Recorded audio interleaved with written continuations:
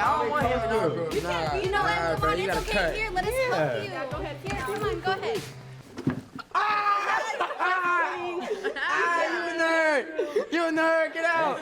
Here's a scene you might see in a classroom. Bullying and taunting. But then someone steps in. Do you want to be in our group? Yeah. I would like that, Will. Okay. You can be in our group. Thank you. Practice makes perfect, as they say. That's why these teenagers at Fairfield High School are practicing ways to intervene if they see someone being bullied on campus. So when the time comes, they'll be ready. Okay. One's over here. Yeah. Two are that way. Yeah. Oh, no, not today. Not today, sweetie. So. Next time. Over there. We don't want a bad grade because of you. Yeah. Yeah, you ain't gonna do Not to be mean or anything, but I can do it. I can help you guys. Nah, we popping over here, sweetie. I think we're fine. No. But thanks for your help. All right, that's enough, right? Who are you? Who are you? We do all this role play, all this rehearsal. That we create this safe space for them to actually step up and practice what it's like and to build this network of humans so that they can rely on. And I think the one tool they come away with is the sense that, okay, I have a voice. Did he make a big to-do? Did he make like a big chorus and a bunch of noise? What did he do? He walked up there. He walked up, said, pulled her away, right? Eric Rubin is a trainer with Community Matters. The nonprofit group teaches students how to deal with bullies through a program called Safe School Ambassadors. It's not just being able to stand up and intervene. It's really being able, first off, to be aware of what's going on, and then learn really appropriate, safe ways to intervene. And then over time, the influence that students have on each other has a real chance of changing the social norm. But ultimately, it's the kids that determine the social norm if that's cool or not to do. Lunchtime's a big spot where I've found my voice. There's kids who be bullied right there, and I would like see that and I'd be like, hey guys, might not do that, or I just do one of our training techniques, which is distract. So I'd be like, hey, I need this guy or I need this girl for this, something like that. And I'd take them away. Melna is one of dozens of Safe School Ambassadors at Fairfield High. She was handpicked for this program, like all of these students, because her teachers know that she has social influence at this school. People don't trust teachers as much because they're not on their age level, they're not in their circles, they don't hear what us kids can hear. So when we go and we separate it, they're like, okay, maybe we shouldn't do this, versus when a teacher's like, don't do this, and you're just like, oh, I'm not gonna listen to this teacher.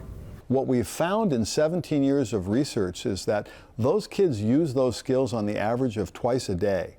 So imagine if you've got 40 kids, and in this school now almost 100, who twice a day are interrupting, de-escalating, preventing, or stopping something bad from happening. What happens is the school can see decreases in fights, decreases in reportable offenses, and they can start to see an increase in kids feeling safer.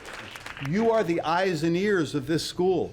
You see, hear, and know things that adults don't know. Rick Phillips is a former principal who founded the program after the 1999 Columbine High School shooting. He wanted to empower kids to get involved before a situation turns tragic. We frequently will get a email, text message from a student who's a Safe School ambassador, who is an ambassador trying to let us know about something going on campus. There's two students over here, they seem to be getting into a verbal argument, or even there's a student over here who looks really sad. Having eyes and ears everywhere is extremely beneficial to our program. The training isn't all serious. There's lots of fun, too. So we're doing all three sounds. Ready? 1, 2, ready, go. Oh. Sound.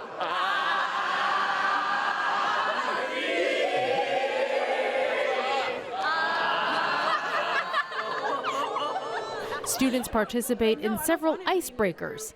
It's a chance to get to know each other outside of their usual social circle. When you bring all these kids in, there's kids from multiple different groups here. Like we have a bunch of basketball players and cheerleaders and avid kids. And you know, like with our groups, we're intermingled, so it gives you the chance to know people that usually you wouldn't have the courage to talk to outside of this. So many high school students feel so isolated. Their impression is that their situations are so unique, their struggles are so unique that nobody would understand, nobody could ever connect to what I'm going through or whatever I've seen. And through some of these trainings, like the Crossing the Line activity, they really are able to understand that so many other people share similar experiences and that there's so much support to be had with that. I heard someone using a racist or homophobic slur, and I said, I was bullied myself, and throughout sophomore year to junior year, I think I stood up for myself. There was this one time in class I was bullied because I was wearing something. But it seemed like I was still in middle school wearing little knit sweaters and knit mittens. I was like, you have your own style, I have mine. Please leave me alone. And I felt confident. I was standing up for myself. I was me. The Safe School Ambassadors helped me stand up for myself. Safe School Ambassadors is now in place in nearly 2,000 schools across the country. The program is designed to be self-sustaining, so after a few years of training from Community Matters, the schools take ownership. That means it's up to students like Adrian to keep the tradition going. And it's a great way to show love, you know, because that's what a lot of this world needs, you know, more love, because we have a lot of hate in this world. And being able to be an ambassador is a great opportunity to show that love. When I see bullying, before I just would steer clear of it, now I step up and try and make a difference in it. I've really found my voice here, and I feel safe here in this environment, and I hope others do too when we try to help them.